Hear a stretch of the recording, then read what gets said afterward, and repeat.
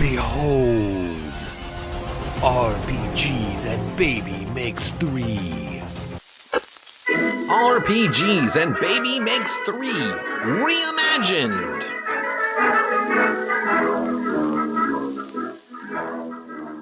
Are you positive it's recording this time?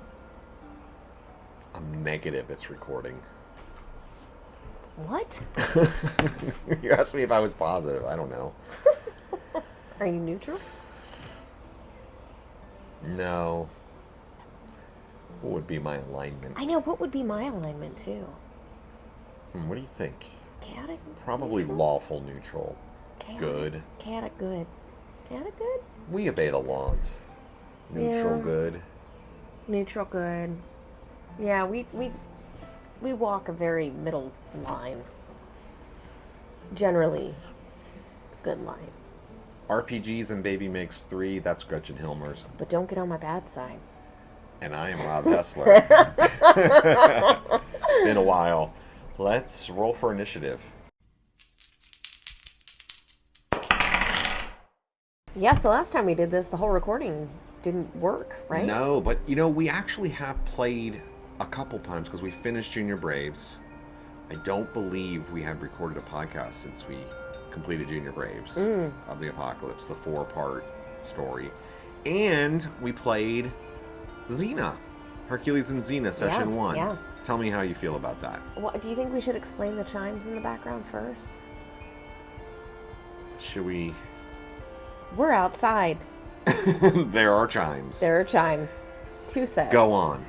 Okay, so, so Xena was, I mean, we didn't really have to do much dice rolling, but the dice, I guess sometimes they were benevolent. I don't know. D6 dice pool game. It You seems roll a pretty dice pool. straightforward. Yeah, I think the combat's broken, according to a review we read. And this game is not actually very good, but we had a wonderful time playing It it. depends on the storyteller. And the players. I think everybody was doing a really great job, and we had a lot of fun playing it. So I was a little surprised here. So basically, Hercules and Xena, for those who don't know, was put out by a company called West End Games, and it was the last game that they put out. It came out in the early 90s. And not only was the last game, it's interesting, like, in the back of, like, one of the books, it says, like, look for all of these future supplements, and so it lists all of these other supplements that they're going to have for the game that never came out. Oh, wow. Because this was the last thing that came out.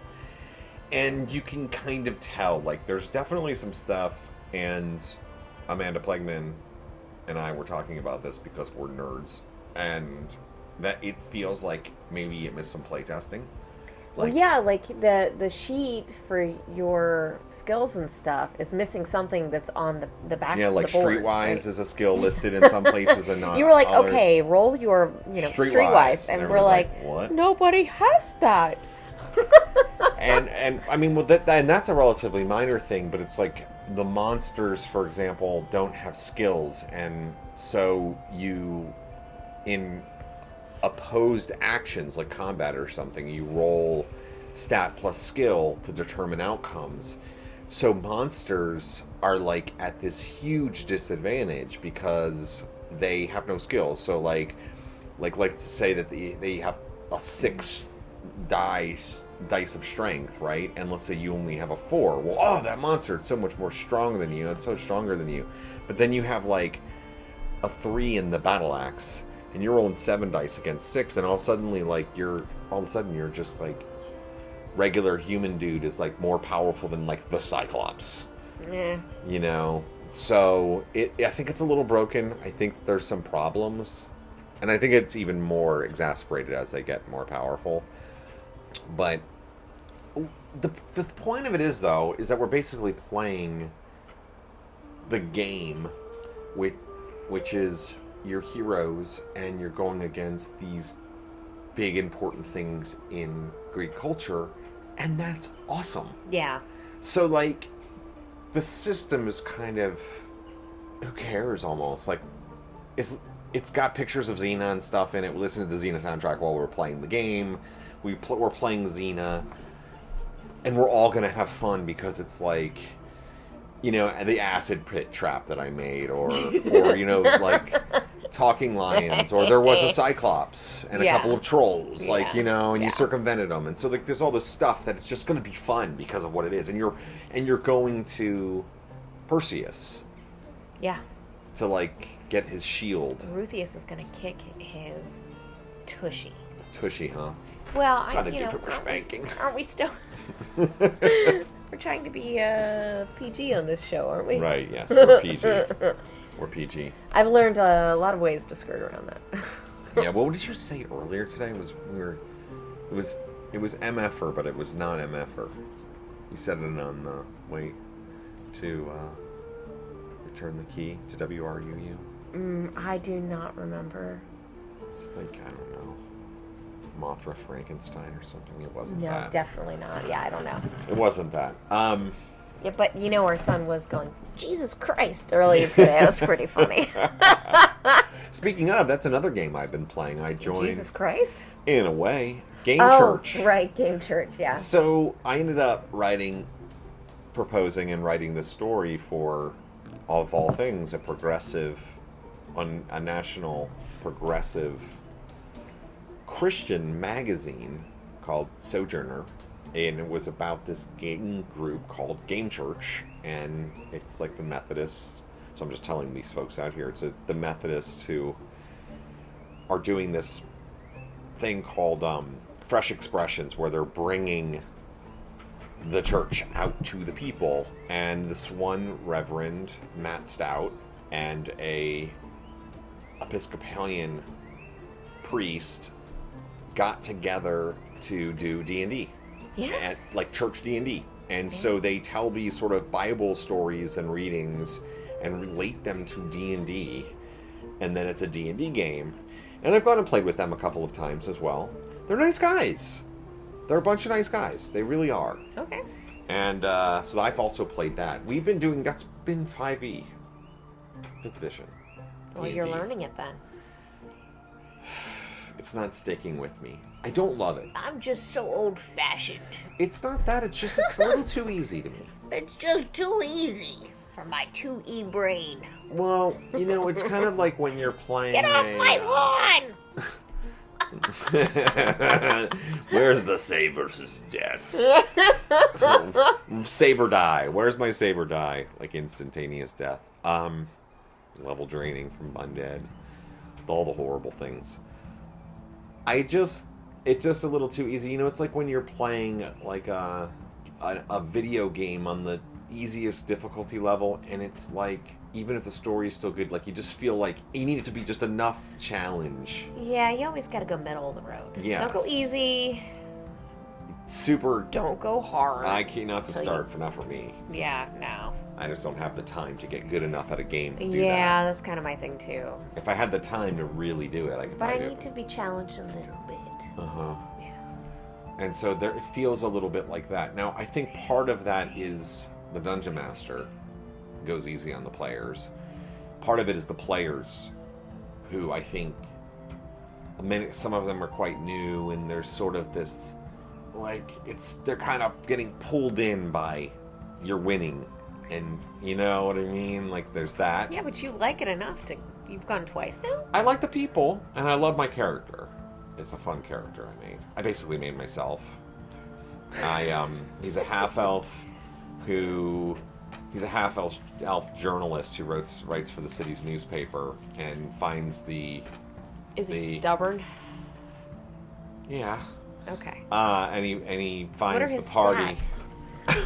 What It's stats not did really you... me. I know, but what stats did you give this character? I gave the character high charisma to be able to talk to people and do all of those things. Convince people, persuade, stuff like that. Mm-hmm. And fairly high intelligence, low wisdom.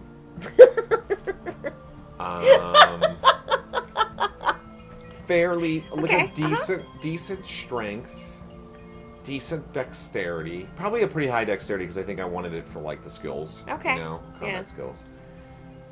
Yeah, I mean, I think that was pretty much it. I mean, he's a bard because it's like the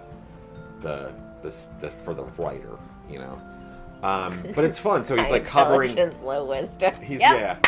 he's covering the party, writing for the Waterdeep Gazette. Oh, that's hilarious. So, I love it. Yes, that's fun, and I do genuinely, I interviewed those guys, and they were very honest and open with me, and they told me their stories, and I appreciate that from people, really. I mean, I genuinely appreciate when somebody's willing to do that, and so, it endeared me to them, and the game, when I don't have another game going on, and I don't get to play a lot, it's consistent. I know I like the players, and I can show up and play, and it's cool. Yeah. And I care about those people too. So it's good. And it's Dungeon of the Mad Mage, which if you don't know, or you do know, it's the Undermountain, I think is what it's called in the old school. Okay. But it's in Waterdeep, the big city of the Forgotten Realms campaign setting world, and it's, I guess, a follow-up to another adventure, Dragon Heist. I guess. Oh, dragon heist. Okay. Yeah. Is it the dragons being heisted? That's a good question. Steal the dragons. I know. Now it might be a little hard. The dragons steal the PCs. Oh. They heist. Well, the dragons are the heist perpetrators. That would be funny. So, I know you have a topic you want to talk about today. I do? Okay, then we're going to talk about my topic, because I've got a good topic. Wait, what was my topic? I think it was GMing a play date or something. Oh, yeah. Like Well, see, in my brain, we already did that, but it didn't record, so, yeah. I have something I want to talk about, though, related to the Game Church thing. So, okay. Why don't we, make a little sound effect here to go to talking about topics.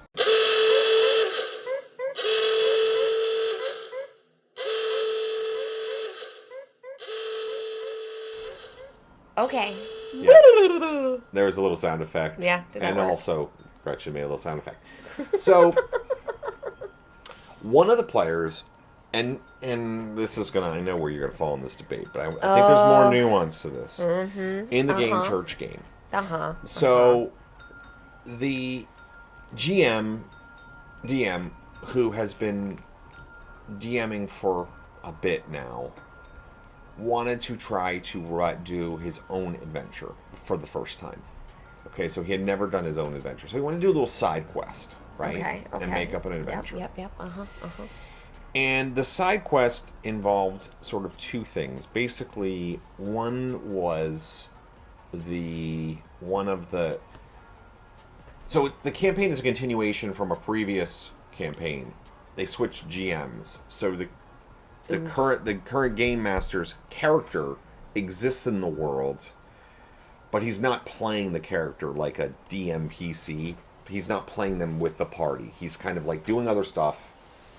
And anyway, but he used them as a device to draw the players in, where this character was going to essentially be sold into servitude. And I wouldn't say really, they said slavery, but it was really more servitude. It was going to be taken to a pirate ship and have to, do piratey things. That is, whatever. Yeah. Okay. Yeah, but it was, so anyway, they were, got captured, and we had to, go and rescue him, essentially save him from being killed by captured by these guys, which we did. And then we learned that there was this guy that we saved, the DM's former player, was a priest of Tymora, the god of luck. And we learned about some corruption that was happening at the Temple of Tymora. This god, where this character where the high priest was potentially being manipulated and had this magical device that was allowing her to cheat in Why's it got to be a woman? the gambling hall that they have, because their temple is a gambling hall, okay, because it's the goddess of luck or whatever. So she was using this to cheat and basically cheat the high rollers out of money, right? And so they were like, this is bad. So is it? Well, because it was kind of going against the tenets of the faith, and she was behind sort of shipping this guy out to the pirates as well. Oh, okay. So she wasn't being So she wasn't really being great. So the adventure that was presented to us, the next stage in the adventure was steal the device. A heist. Okay? Okay. Get the device. And that was the next stage of the adventure. devised. And so we had some details. We knew that it was in a vault underground, in a vault made of metal, in a stone room. We had kind of a basic layout, and then the upstairs was the whole gambling hall. There was a little like prison jail cell that they could, like, if somebody was trouble, the guards would like put them in the cell until the authorities come, you know, kind of on this bottom level. There was another room adjacent to it, but there's no doors between. But there was the possibility of breaking through the wall. There was a vault that they would go down to on a schedule daily. All this stuff, right? It's a lot of stuff. A lot of heisty things. Yeah. And the DM gave us this other caveat, too, that we could plan the heist. And he had a big map and everything. We could plan the heist. And we would also be allowed one flashback action where we could say something else had happened that we were, like, you know, so something unexpected happened, like, oh, we had already prepared for that. Here's a flashback thing, right? So, like, a plot point device. Okay. I thought this sounded awesome. I was like, dude, this sounds so fun, right? Like, oh, we're going to do a heist. And I had to miss it because I already had another game scheduled, okay? Uh-huh.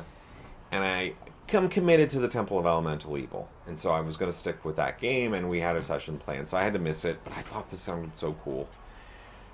And, you know, so I'm on the Discord, and one of the other players had, their character had a lot of issues with doing a heist on the Temple of Tymora. A lawful good priest. Oh God! Don't bring a lawful good character to So- the table. That's a hard one. And so it was, my character wouldn't do this. Okay? And it became this thing. And it was, and the guy posted up the logical reasons why, and an alternative as to what we should do. Like, write a letter, send it to the main church in this other distant city, and all this totally logical, fair arguments. And he kept on, like, arguing against doing this, like, in the Discord, right? So finally, but I finally got to this point where I actually said I said something, and it was a nice way, but I said, this is all, like, perfectly logical. This makes all the sense in the world. Like, you're right. But, and I said, as a very long time dungeon master, game master, when the GM works hard on something, I think it's always really nice when the players find reasons to do it. Right. Not reasons to not do it. Right. Like, not that it's a railroad and we have to, but the GM, and we have to do it in any particular way, but the game masters presented us with something. We can do it however we want, but this is what they've planned and prepared. So let's find a reason why this makes sense for us to do it, not a reason why we shouldn't, you know. There's another part to this that I want to discuss too that happened after, but I want to get your take. First of all, lawful good is really hard to play, and I just think don't bring it to the table. Like, it's just there's going to be a lot of, I don't want to do this or that, because, you know, I mean, people who play D&D, like, sometimes, you know, like, you're murder hobos. Like, Yeah. I mean, you know what you're getting into. You can't bring a lawful good character in and then, you know, be a murder hobo. So, but I also think, like, you can work within a scenario without having to betray your character. I think there's Right. ways to find that. Like, okay, your character disagrees with it. Stop arguing and say, my character will go to temple for this scenario. I'll jump back in afterward. Fine. That's Whatever it one is. easy way, Yes. for sure. Or, you know, if you're not comfortable with it with your character, I'm going to do a side quest. Or something else. Like, I go and do helpful things for people who, you know, whatever. But I just, oh God, lawful good is really tricky. Well, one thing I was thinking of, for example, But be respectful of the DM, for sure. Like, that's a lot of work. I have seen you when you first started really DMing, you would have a notebook and you would spend hours putting these things together. And now I can't bring myself to spend 10 minutes. No. Now it's such a grind to do it. Yeah, so and you would spend all of this time planning something, and then, players will eventually, And they should, though. I mean, like, there has to be that, and that's the interesting dynamic here, because it has to be flexible, though, too. Like, but one of the things I think is that, like, and in this game, this is true, other games are different. Other games have a greater level of detail, potentially, to their world. But, like, we meet, the game meets every 2 weeks. And you can kind of jump in and out, even though there are consistent players. Yeah. It's more of like, it's at a game shop, and, like, pretty much it's all comers are taken. You're going to play, you can whatever. And so it's not like... Okay, but... Let me just finish. So it's not like we're given these volumes of text that tells us all the lore of what's happening in the city, right? So we can say, oh, well, how about this?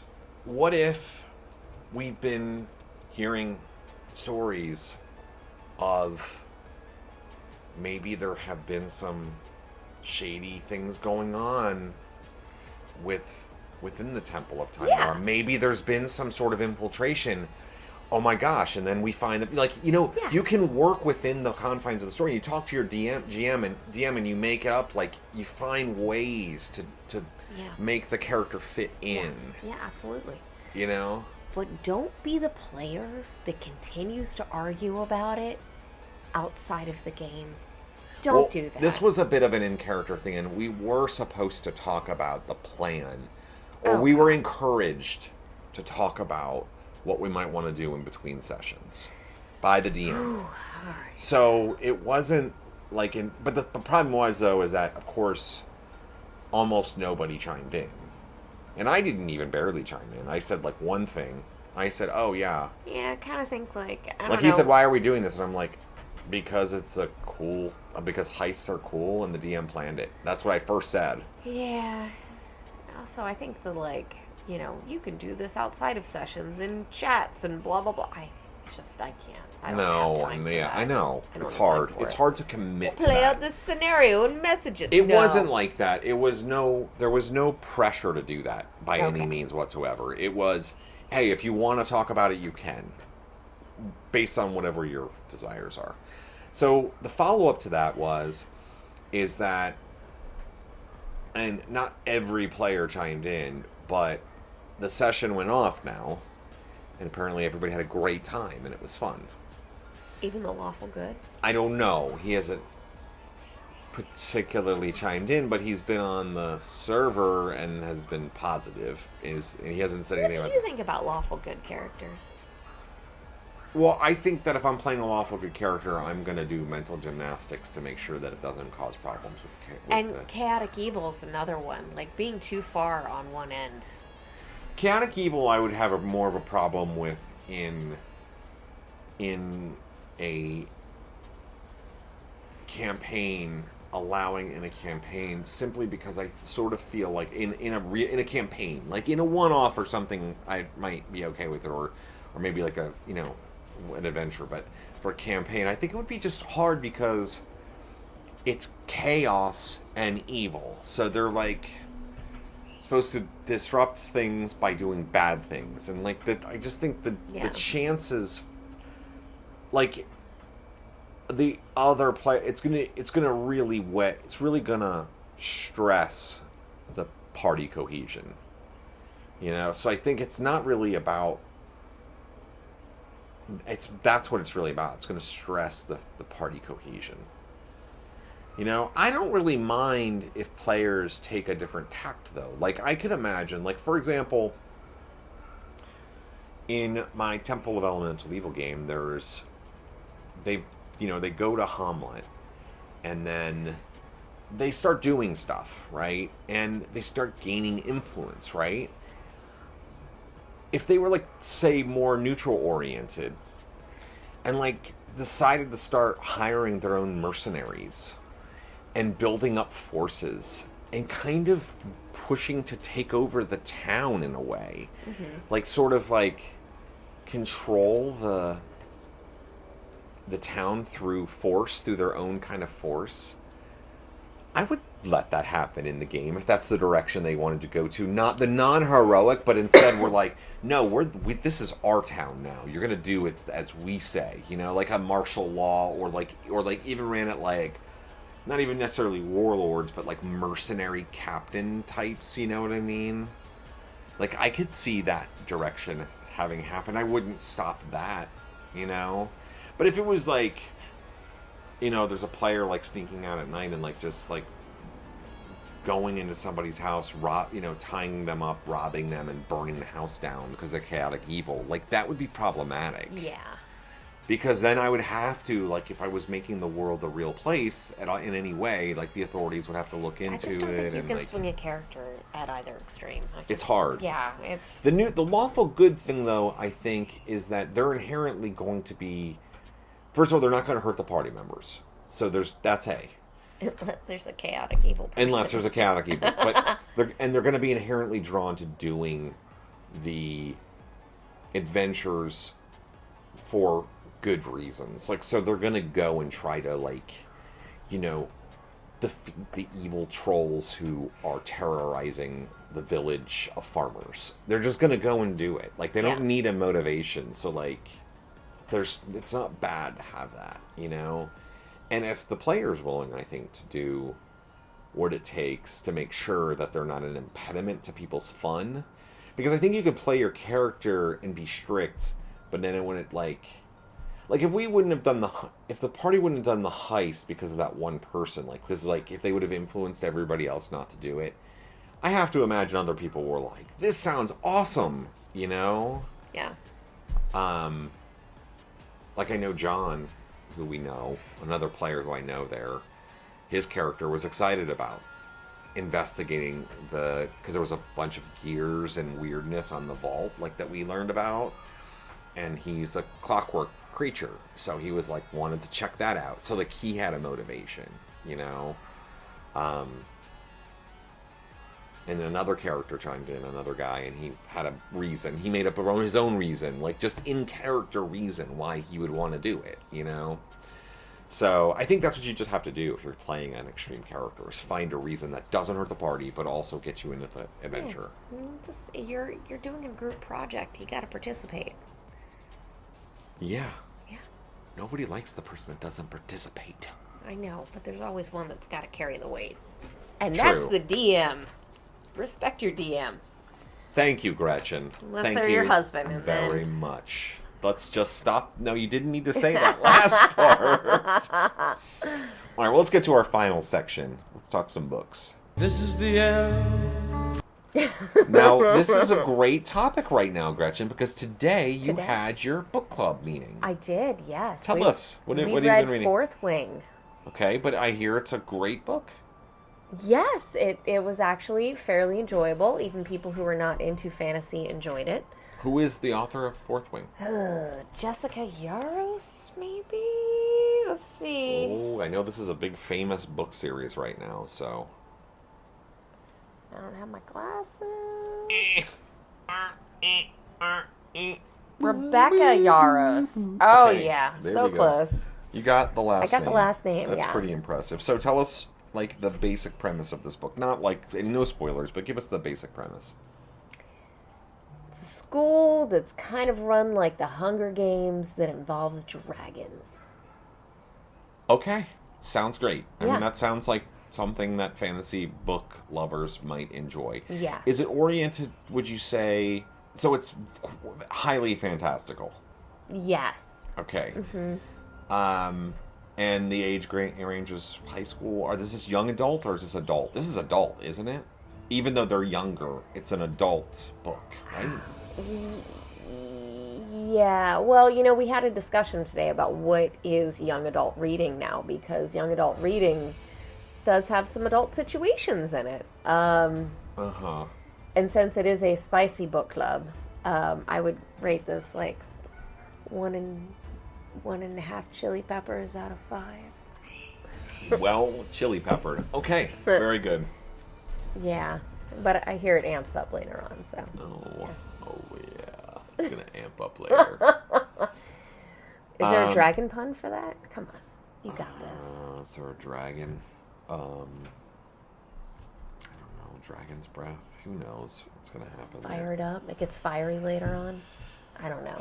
Not good enough, right? No. You'll The think about it. scales tip towards fiery. Oh, okay. There you go. All right, so I have read 2 books that I wanted to mention, and those are the Vampire the Masquerade clan novels, 1 and 2. Wait, are we supposed to recap all the books we've read No. since the last podcast? No, I'm just mentioning these 2 books. Oh, yeah. Okay. Because they're both... know, I'm only mentioning these 2. I would be here for a while. I know, you've read a lot of books. So these are clan novels related to the RPG. The first one was Toreador, and then the second one was Tzimisce. And apparently it's a 13-book series and each Like one the has a political different. ones? Yeah, so there's So some. artistic, then political, right? No, the Tzimisces are the Ventrus are like the really political ones. Oh, okay. These are the very disturbing. They are flesh crafters. They're very evil. Oh. They make monstrous flesh monster ghouls and Yeah, that sounds change their horrifying. forms Okay, into yeah. monstrous forms. Yeah, and okay. It's horrible. I am not really good with the darkness apparently because this book disturbed me regular. The second book, and I'm really glad I read it because I played Vampire the Masquerade like back in high school, and we didn't really play it like this books, and I guess I didn't really fully grasp the darkness of it at that time. And I am interested in the system, but man, God, it can be rough. I mean, there was torture and stuff in those books, and it's disturbing, monstrous torture, but still, it was really hard to take at times. Yeah. Sounds awful. Yeah, so I read the first 2 books, 13-book series. I mean, there's a really compelling... Well, here's the deal. There's a really compelling underlying storyline between the Camarilla and the Sabbat. Like the evil are vampires and the good are vampires. Gooder. And it's so far, it's a really gripping, at least for me. Like, I like that underlying storyline. So I want to know what's going to happen with that big storyline. You could Cliff Notes it. I could actually just read the summaries on Wikipedia or something. Yeah. I wonder though, because the second book was a Sabbat book. The first book was not as disturbing to me. The second one was all about Sabbat, which is the Tzimisce, which is probably got to be one of the more disturbing of the clans. These flesh crafters, they're like horrible. Yeah, I don't know that much about Vampire. I don't I really bought the either. core book when I was in high school, but we never got around to playing. Before reading this book, if you would have told me Tzimisce, what are they? Ask me. I would not have been able to tell you. No. So, because a lot of subsects came out too, right? Yeah, so the original book I think had 7 clans, and then they just kept coming out and out and out. Now there's 13. I think there's 13 main. There might be some offshoots, but I think that's right. I mean, I'm not an expert on Vampire the Masquerade whatsoever. I do like the system.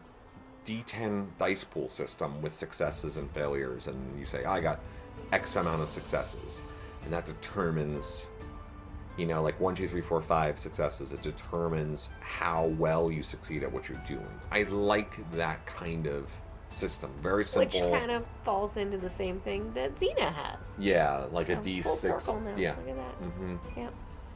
Anyway. But yeah, so we've been reading some good books, but we're also at home right now while our son is out playing Nerf guns. Oh, Nerf Battle. I'm sorry, Nerf Battle. He was very confused by that. Since he got in trouble for doing a fart gun. Yeah, he got in trouble at school for making a fart gun. A fart blaster.